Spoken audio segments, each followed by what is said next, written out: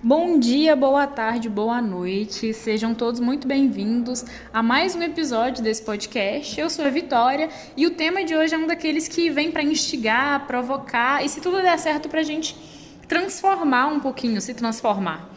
Então, hoje a gente vai falar sobre como romper o cânone no ensino de história. Vozes marginalizadas e novas narrativas. É um título longo, né? Mas ele é um um tema extremamente necessário, porque ele carrega uma coisa que há de mais urgente no debate sobre educação, memória e justiça social. Então, para começar, eu quero jogar no ar agora uma frase que foi dita por Beatriz Nascimento, né? Uma mulher negra, historiadora, intelectual, uma intelectual gigante e uma voz absolutamente necessária. E ela fala assim: a história no Brasil foi escrita por mãos brancas. E essa afirmação, ela não é só uma constatação, é uma acusação, né? Uma denúncia, é um convite à ação. Então ela nos obriga a olhar para o que a gente está fazendo e ensinando hoje, para os livros que a gente adota, as referências que a gente usa e principalmente para quem está ficando de fora dessa história que a gente conta todos os dias. Então hoje eu estou aqui com meus amigos Cássio e Pedro e a gente vai pensar, né, como romper esse tal de cânone historiográfico. E é porque isso é um passo essencial para a gente começar a construir um ensino de história mais crítico, representativo e mais verdadeiro. Então, né, antes da gente começar a falar sobre como romper com esse cânone, a gente precisa entender o que ele é. O cânone historiográfico é basicamente aquele conjunto de autor, ideia, métodos e temas que são considerados os mais importantes ou os mais válidos, entre muitas aspas, para a gente estudar e ensinar a história. São os grandes nomes, os clássicos, aqueles indiscutíveis. Mas o problema é justamente esse. O cânone não é neutro, é uma construção histórica, social e política. E é aí que entra o termo que eu quero explicar com calma, né? Que é a geopolítica do conhecimento. Então, minha rapaziadinha, bom dia, boa tarde, boa noite, meu nome é Cássio e eu vim exatamente para falar desse termo, Vitória, porque esse termo é chave, mano. A geopolítica do conhecimento é a ideia de que o saber, o conhecimento que é produzido, legitimado e disseminado no mundo não é universal, neutro e nem igualitário. Ele tem localização, tem território, tem cor e tem classe. A maior parte dos conhecimentos que são considerados válidos no Ocidente, especialmente nas ciências humanas, foram produzidos por homens brancos, europeus, cisgêneros, muitas vezes ligados a instituições coloniais.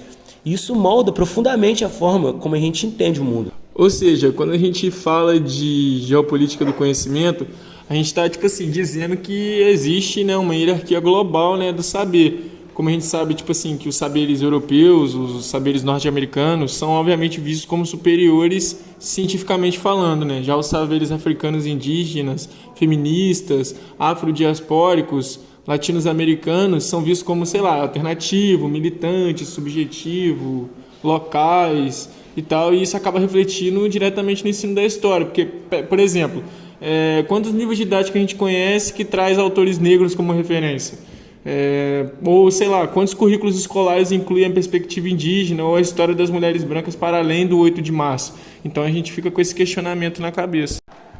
E tem uma coisa que é ainda mais cruel, porque muitas das vezes, mesmo quando essas vozes elas aparecem, elas são encaixadas dentro da lógica do cânone, como um extra, né? Uma curiosidade, e não como uma parte central do que é ensinar a história. Isso também é efeito dessa geopolítica do conhecimento, porque quem que define o que é saber legítimo e o que é lacração, né?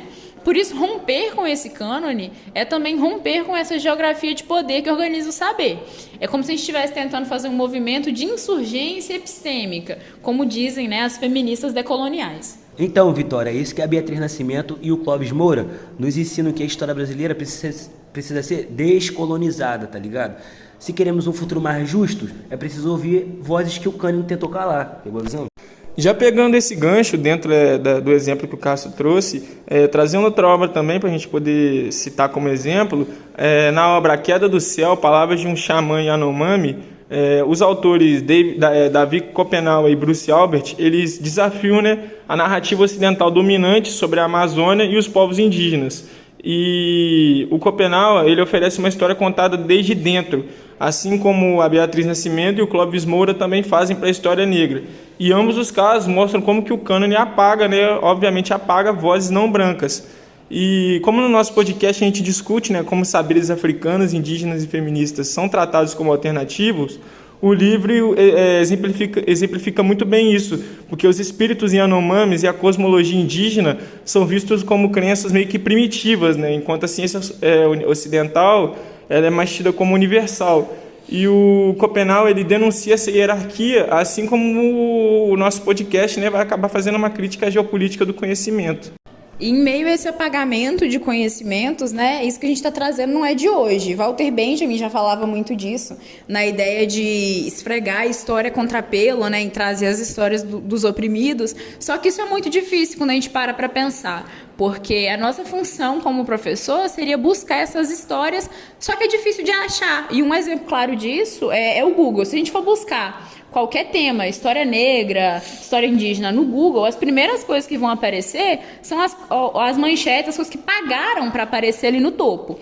Então, até para a gente acessar, a gente vê como a mídia interfere nisso, porque as grandes empresas, os grandes jornais que estão pagando para aparecer ali no topo, vai ser o que está de mais fácil acesso. Então, até para a gente conseguir cavar e acessar essas histórias, já é mais um dos desafios na vida do professor e de qualquer pessoa que quiser aprender. A gente começa agora a tentar falar um pouquinho sobre as mulheres na historiografia, né? É um dos grupos que foi mais sistematicamente apagado na historiografia. Durante séculos, os livros de história foram escritos como se as mulheres não tivessem nenhuma agência, não tivessem pensamento político ou nenhuma atuação relevante, né? Porque elas sempre apareciam como mães, esposas, mártires, mas nunca como protagonistas.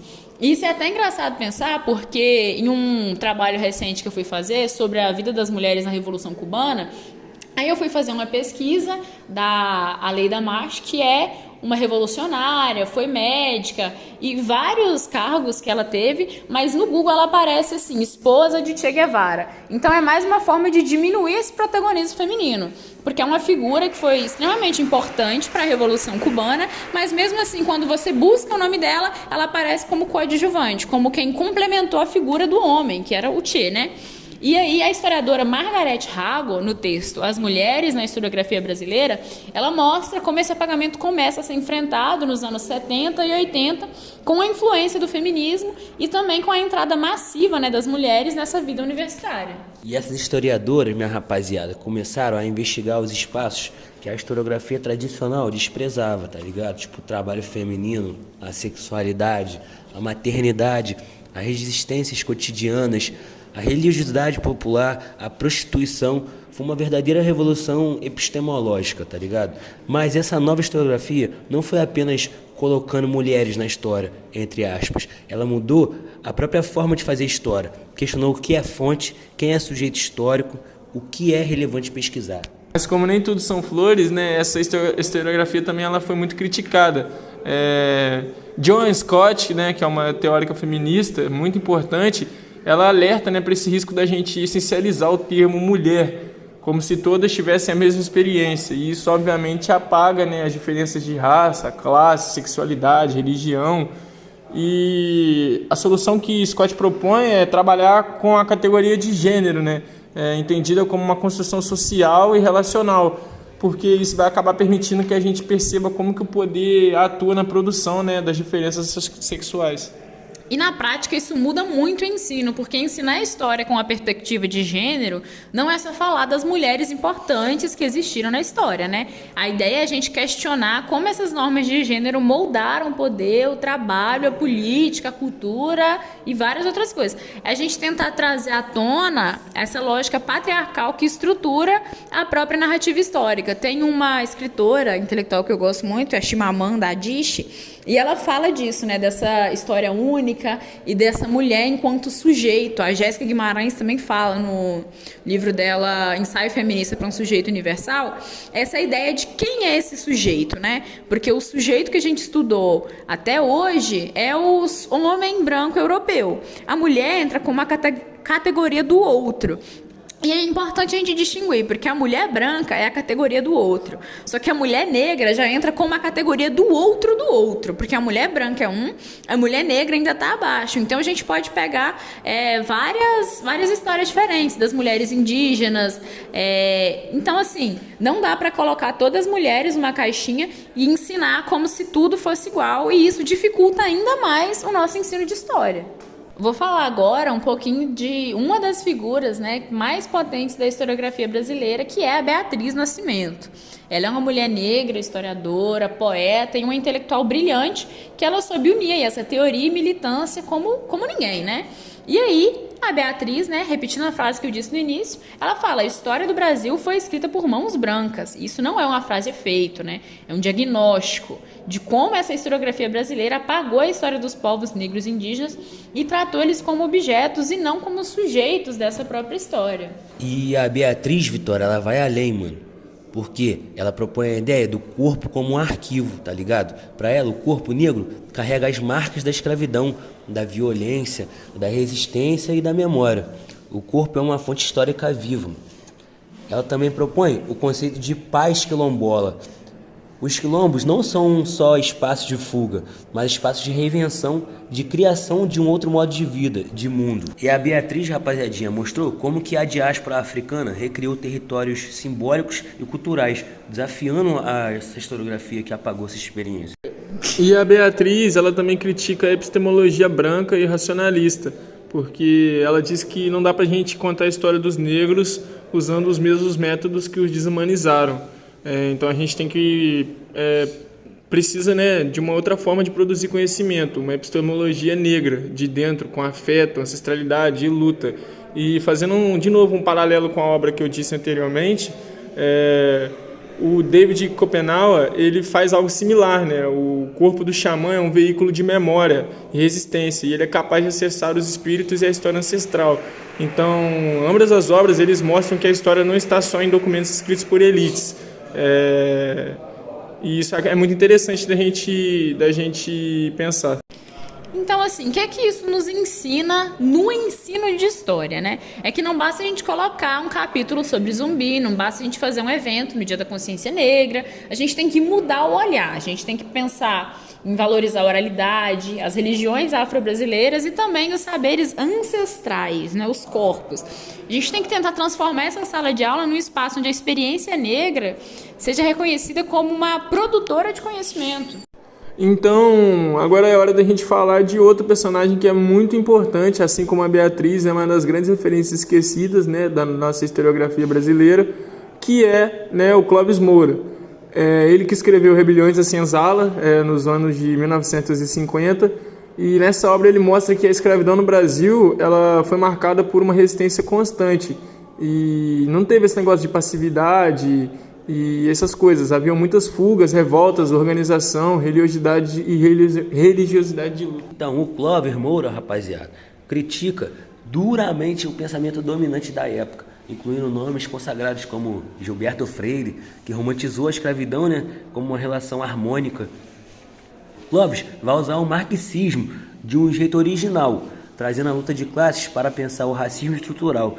Para ele, o negro não é só uma categoria cultural, tá ligado? Mas também política e história. E o Clóvis Moura também é um exemplo que rompe com esse cânone, né? Ele é negro, nordestino, além de tudo ainda é autodidata. É tudo que a academia tradicional despreza. Então é por isso que sua obra precisa entrar nos nossos planos de aula, nos vestibulares, nas bibliotecas. Ensinar Clóvis Moura é a gente tentar ensinar que a história também é um instrumento de luta, né? Então, depois de tudo isso, a pergunta que fica é como levar essas reflexões para o chão da escola, né? Para a sala de aula.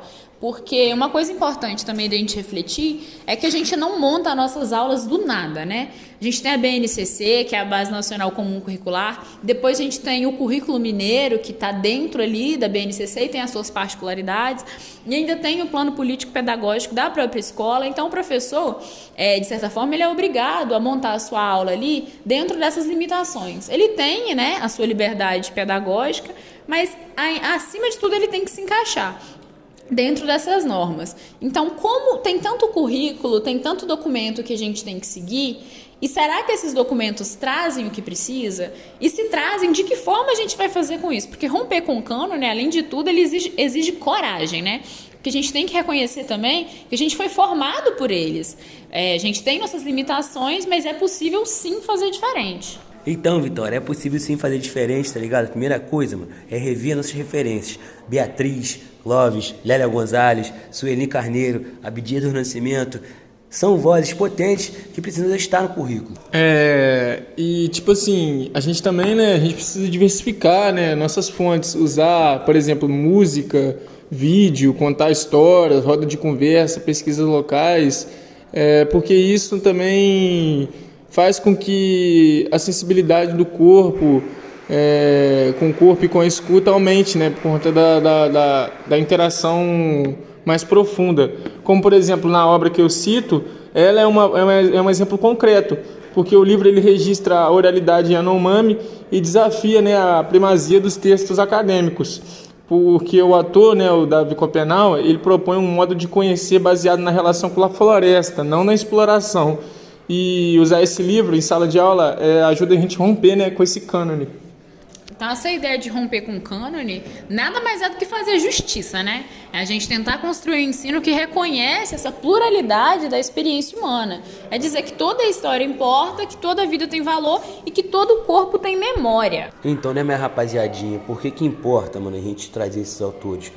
Revisitar esses autores nos ajuda a entender que a história não é neutra, tá ligado? Num país onde monumentos ainda homenageiam escravocratas, repensar o cânone é um ato político, mano. A reescrita afrodiaspórica abre caminho para a reparação e uma justiça epistêmica. Gente, então, antes da gente encerrar de vez, eu queria propor aqui que a gente estendesse um pouquinho mais a nossa reflexão, porque a verdade é que romper com o cânone, como eu disse, não é um gesto teórico, né? É uma prática cotidiana e uma escolha política que a gente faz em cada sala de aula, em cada leitura, em cada decisão que a gente toma sobre o que a gente vai ensinar. E aí que eu queria puxar um termo que tem ganhado força nos últimos anos, mas que ele ainda tem uma resistência em muitos espaços, que é a descolonização do saber. Vitória, é uma expressão muito forte, né? Porque mexe com as estruturas.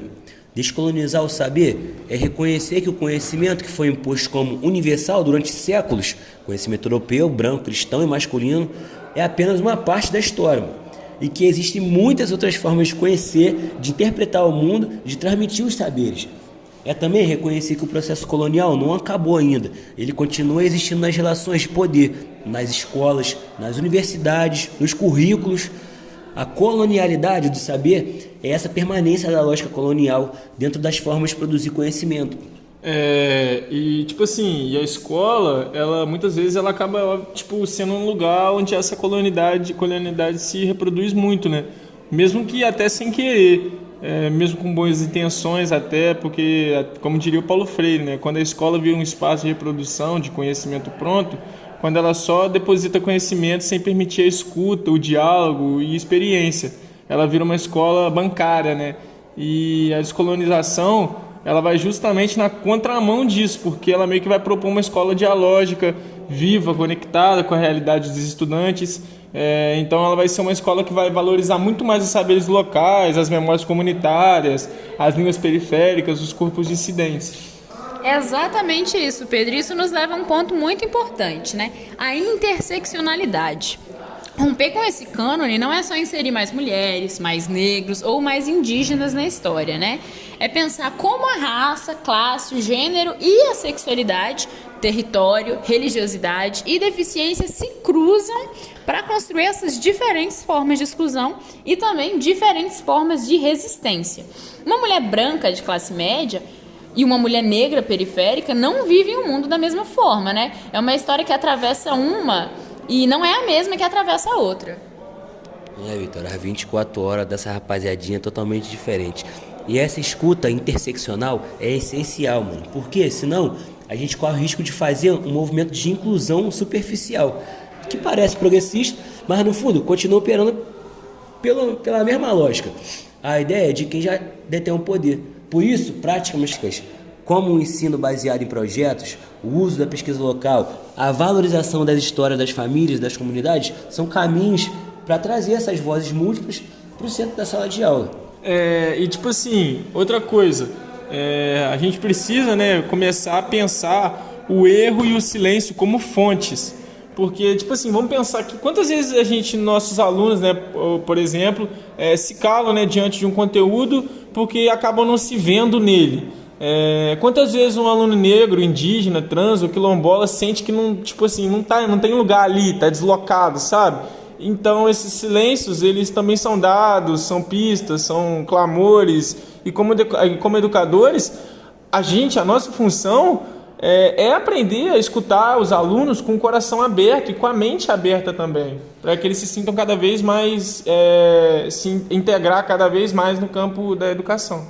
Exatamente. E eu acrescento que a gente precisa começar a pensar o afeto como epistemologia, né? Exatamente, o afeto, o amor. Aquilo que muitas vezes foi visto como pouco científico, como subjetivo, principalmente como feminino demais. Mas o afeto, ele é um método, né? O afeto é uma forma de vínculo, que cria sentido. Então, ele conecta a história com a vida real. E é nele que a gente encontra uma forma e uma força para a gente conseguir continuar lutando. Então, galera, antes do nosso tchau final, eu queria só encerrar com uma reflexão ou talvez um desabafo. Ensinar a história hoje, em tempo de censura, de ataque à educação e de apagamentos que insistem em se repetir, não é só uma profissão, né? Acima de tudo, é um ato de coragem. E saber que cada aula pode ser uma brecha no muro, um quilombo pedagógico, um espaço de cura e criação. É olhar nos olhos de uma aluna negra e dizer com conteúdo, mas também com corpo: você é parte disso. É abrir espaço para que um aluno trans conte sua história como fonte viva. É desafiar o currículo, o livro didático, a apostila e lembrar que a vida é maior do que eles. Romper com o cânone é reescrever o mundo com outras mãos, com mãos negras, indígenas, femininas, operárias, travestis e populares, com mãos calejadas e criativas. E talvez, quem sabe um dia, o nosso nome também esteja nesses livros, né? Mas se não tiverem, tudo bem, porque a gente está na memória viva dos nossos alunos e é isso que é história de verdade. A gente está aqui para lutar cada vez mais pelo nosso espaço.